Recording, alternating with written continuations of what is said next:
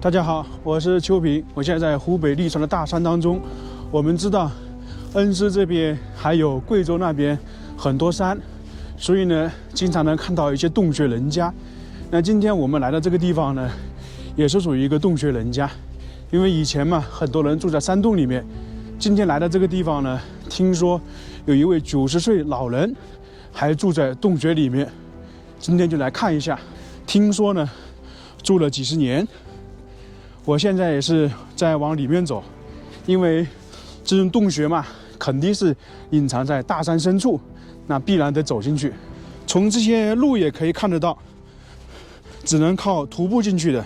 一般这种洞穴人家，要不是在山谷底下，要不是在悬崖的半中间，所以呢，路的话是很不好走的。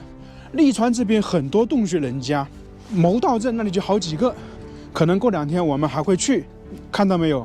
这些路呢崎岖不平，基本都是用石头结起来的。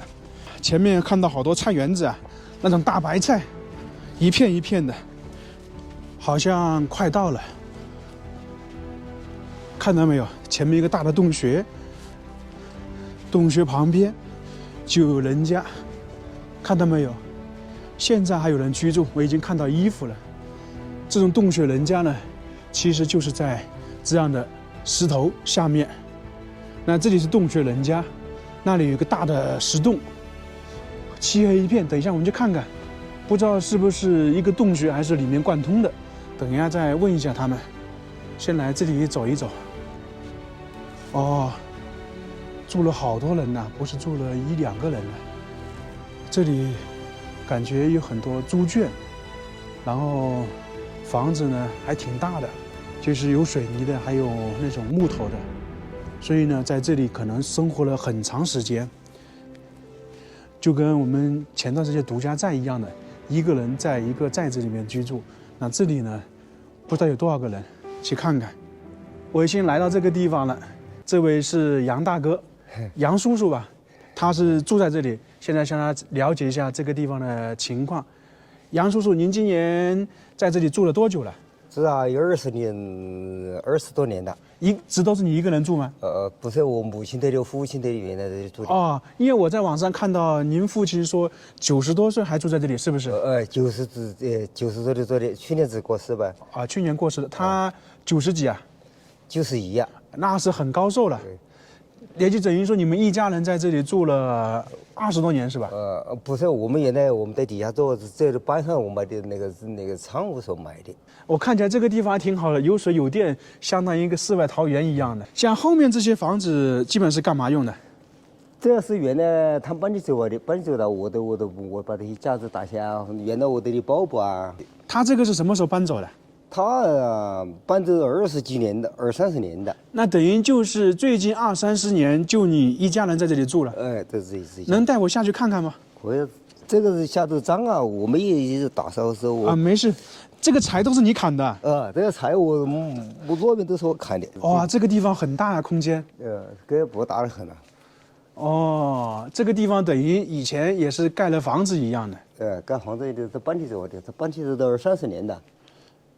那些东西全部是我你一手置办起来的。置办起来。冬天也会冷吗？这里？冬天不冷，冬天热，春来凉快。像这个房子也是你建的吧？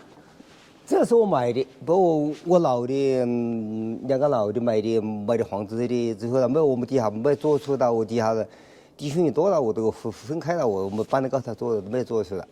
对，一直陪伴他，所以你也没出去。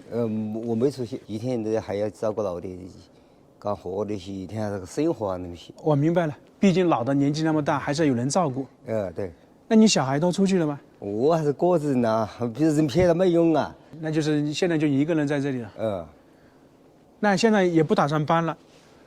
这个东西为亲戚呐，都也基本上都还有柴火啊，或者天气好的都盘点菜进来呀，管好冬天。春天呢，我都可以出去，冬天有活动去干找点零工，找点生活啊，零工那些。对，现在你父母去世了，然后你就可以出去赚点零工，打点零工。我看这里离外面马路也很近，大概4、5分钟，好像还不要。就是在这里生活了有30年吧，还是40年？30年差不多啊。反正这里现在住得开心就好。只要过住这里又清静呐，又没得吵闹哈，这是最好的。像我2个老的，他也是爱清静的人，他不爱吵闹的地方。这个电是什么时候通的？电都是看啊，从他们整改的时候我们都通过的。我们还是有这个电线，我们原来是拿钱买过的。我们的杆子啊都出来钱的，那些现在都出现那些。有20年了，差不多有20年了。对，这个地方现在就是说，准备了好多柴火，我看到你了。我看你也挺勤快的，准备了这么多柴火啊。那你现在就这个房子，外面没有买房子吧？我没买房子，也没有建，就是这个。这是这个。那我看起来这里以前还养猪吗？这我们老的，最后我们都是自个杀了去。哦，知道，就是自己吃的嘛。这还熏腊肉吗？熏啊。以前就是在这里养猪是吧？对。养了几头猪啊？养了2、3头猪的。那像你父亲年纪那么大还能养猪，那身体也挺好的。他80多岁还在养猪吧？80多岁可以养猪。就是可能最后1年可能身体就不太好。能去你房间看一下吗？里面？这我的房间我看，这是可以看。没事，这个大家农村都一样，我也是农村来的，我就看看你们这个房子有多久了。这个就是烤火的，墙壁是石头是吧？全部是石头。是你弄的吗？原来是自己买的仓库。这个是烤火，也是用那个木头烤火是吧？用木头，有锯子锯的。里面有那个。我有留下这可以。可以。这个我们那边很少，因为我们江西基本不用这种烤炉。这个就是在烤熏腊肉是吧？放了很久吧？放了几个月噻。这个就等于是厨房了。还挺大的。那做饭就是在这个地方做饭。我这个是做饭呢。那卧室就在里面。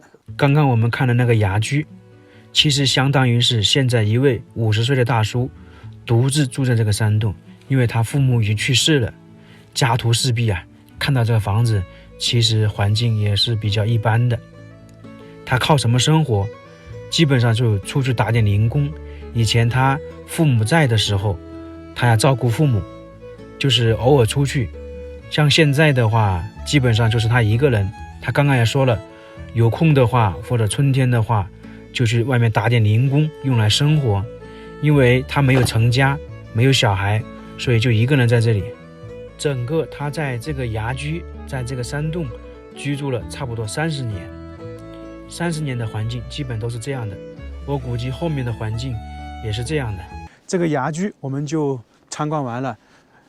比较遗憾的就是那位90岁的老爷爷去年就去世了，现在就剩下他儿子在这里居住，一个人在这里居住。